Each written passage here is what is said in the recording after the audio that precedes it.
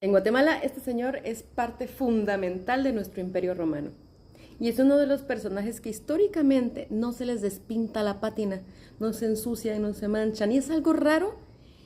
Y si a ustedes les gusta Arbenz, voy a hacer que les guste más. Si no lo conocen, voy a hacer que lo conozcan. Y si no les gusta, supongo que hoy puedo cambiar su opinión. Resulta que Jacobo nace en 1913, en una ciudad al norte, ya llegando a México, que se llama Quetzaltenango, pero que le decimos Shela. Su mamá es guatemalteca, pero su papá es un inmigrante de Suiza. Este señor es una cosa complicada, porque aparentemente tenía problemas de una enfermedad que le causaba dolor. Y a raíz de esto, él tenía una farmacia, por cierto, él empieza a consumir opiáceos y se vuelve adicto. Al final el señor se quita la vida. Y esto afecta mucho a la familia, no solo emocionalmente, sino que también económicamente. Entonces Jacobo no tiene posibilidades de acceder a una universidad. Y pues la única opción que quedaba, de las mejores, era entrar a la escuela politécnica. Y es aquí cuando empieza a surgir el aura, como diría Walter Benjamin, el aura de Jacobo Arbenz. Y es que resulta que el Patojo era un estudiante brillante. Y no solo era buen estudiante, era como buen compañero, era solidario. Y en los deportes también era muy bueno, tanto así que él había noqueado a su profesor de boxeo. Y eso le crea como una leyenda, no solo porque sobresalía por su físico, era un hombre guapo, blanco y de ojos grises, creo, sino también por su carácter. Era como muy estoico, era serio, le decían el mudo, porque no hablaba mucho, pero era un hombre muy leal. Entonces, hasta sus mismos detractores le reconocen muchas de sus cualidades. Hay mucha admiración cuando lees a muchos de los detractores y muchos de los que después lo acusaron de comunista y así. Ellos mismos no niegan que era un hombre muy recto. A él le importaba mucho ser consecuente con sus acciones. Y creo que esa es una de las razones. Y creo que esa es una de las razones por las cuales su personaje histórico es tan limpio. Es difícil encontrarle. O sea, él procuró ser consecuente, básicamente consecuente a lo que él consideraba que era lo correcto en todos los aspectos de su vida, o al menos en los que podemos saber. Algo que no vemos actualmente en los políticos. Vemos políticos que dicen, haz lo que yo digo, pero no lo que yo hago. Y es que hablando del ejército, Jacobo Arbenz es uno de los que se preocupó por incluir al ejército guatemalteco en el proceso revolucionario, pero no a través de las armas, no a través de la violencia, sino a través de la alfabetización. Ya no los recordamos porque el ejército manchó toda su integridad y su imagen en el proceso del conflicto civil en Guatemala.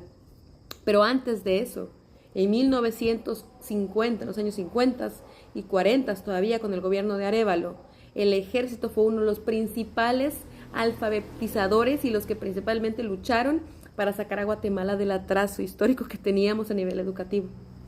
Y bueno, cuando decide renunciar, se empieza a preparar para ser candidato. Él no empieza a prepararse como candidato para tirar volantes y ensuciar la ciudad, para nada, no. Él lo primero que hace es una compra de más de $2,000 en libros. En libros. Y entre ellos están editoriales de Fondo de Cultura Económica, de Porru Hermanos,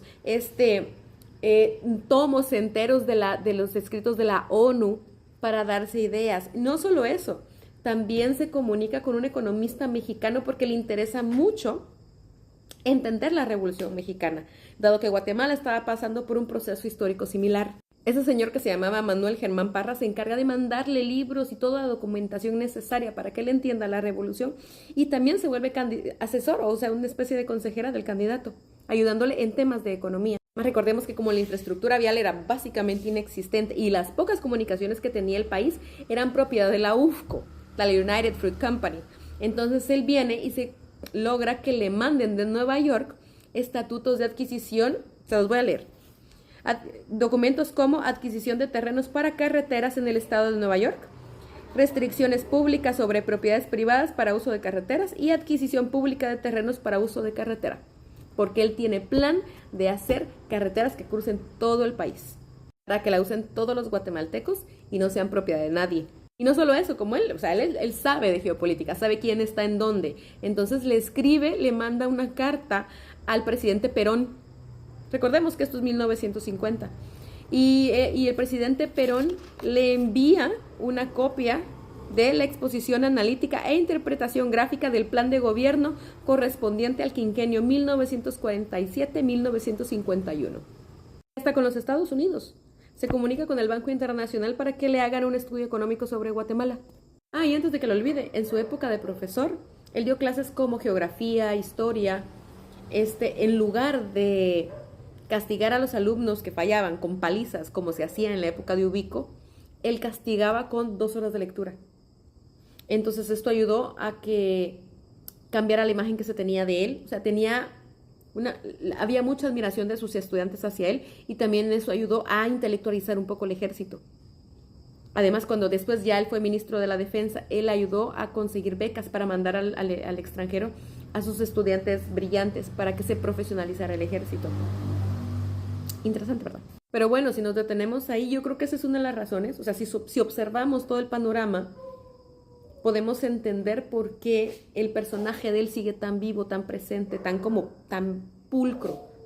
Porque la política ya no es así. Los políticos ya no son así. Y no tengo que dar ningún ejemplo. Ahí están todos los conocemos.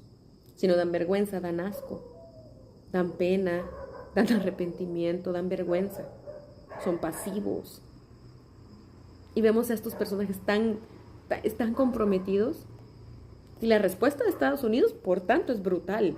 La persecución que se le da por el resto de su vida es de película. En fin.